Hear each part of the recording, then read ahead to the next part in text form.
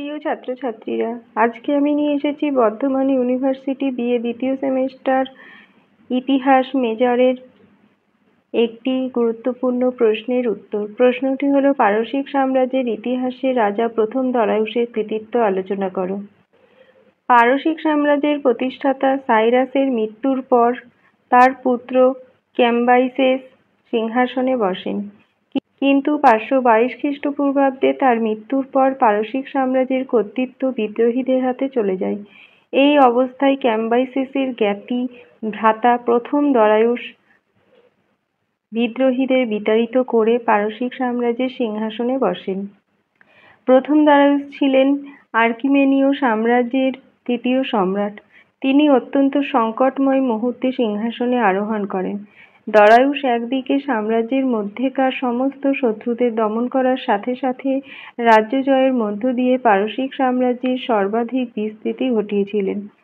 সাম্রাজ্যের অভ্যন্তরে তিনি পারসিক অভিজাত পরিবারগুলির সমর্থন লাভ করে দেশের মধ্যেকার বিদ্রোহগুলি দমন করেন এবং রাজনৈতিক দিক থেকে সাম্রাজ্যকে পুনরায় ঐক্যবদ্ধ করেন।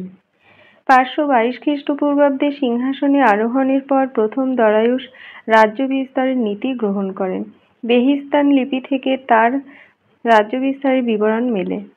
দরায়ুস সাম্রাজ্যের নিরাপত্তা সুনিশ্চিত করার জন্য প্রথমেই সীমান্ত অঞ্চলের রাজ্যগুলিতে সাম্রাজ্য সম্প্রসারণের নীতি নেন। তিনি ভারত উপমহাদেশের পশ্চিমাংশের অভিযান চালান এবং গান্ধার, সিন্ধু ও পাঞ্জাব পর্যন্ত জয় করেন। 512 খ্রিস্টপূর্বাব্দে দরায়ুসের সেনাবাহিনী গ্রীসের থ্রেস অঞ্চল পর্যন্ত অভিযান চালায়।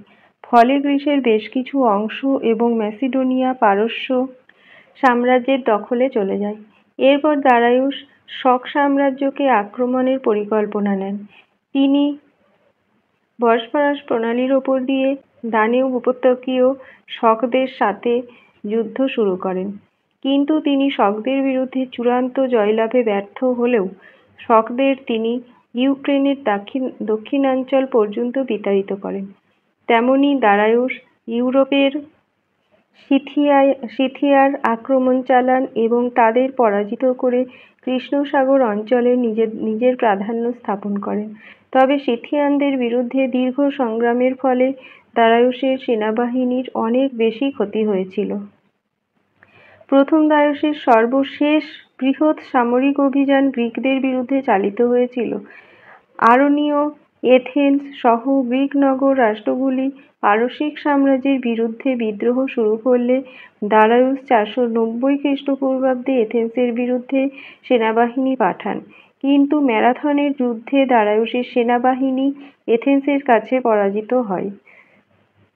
এটি দরায়ুসের অন্যতম সামরিক বিপর্যয় ছিল। আর পারসিকদের সাথে গ্রীসের দীর্ঘ এই যুদ্ধ চলাকালে 486 খ্রিস্টপূর্বে রাজা প্রথম দরায়ুসের মৃত্যু ঘটে। প্রথম দরায়ুস তার বিস্তৃত সামরিক অভিযানের মাধ্যমে ইউরোপের বলকান অঞ্চল থেকে দক্ষিণে মিশর এবং ভারতের দক্ষিণ পশ্চিমে সিন্ধু উপত্যকা পর্যন্ত পারস্য সাম্রাজ্যের বিস্তার ঘটান। পাশাপাশি সাম্রাজ্যের সুশাসনের জন্য প্রশাসনিক কাঠামো গড়ে তোলেন। তিনি শাসনের সুবিধার জন্য পারসিক সাম্রাজ্যকে 4টি অঞ্চলে বিভক্ত করেন এবং সমগ্র সাম্রাজ্যকে 21টি প্রদেশে বিভক্ত করেন। সমগ্র সাম্রাজ্যের মধ্যে যোগাযোগ রক্ষার জন্য সড়কপথ ও ডাক ব্যবস্থার প্রচলন করেন। তেমনি ব্যবসা বাণিজ্যের সুবিধার জন্য পরিমাপের একক এবং অভিন্ন মুদ্রা ব্যবস্থা চালু করেন। এইভাবে প্রথম দরায়ুস পারস্য সাম্রাজ্যের সর্বশ্রেষ্ঠ শাসক হিসেবে নিজেকে প্রতিষ্ঠিত করেছিলেন।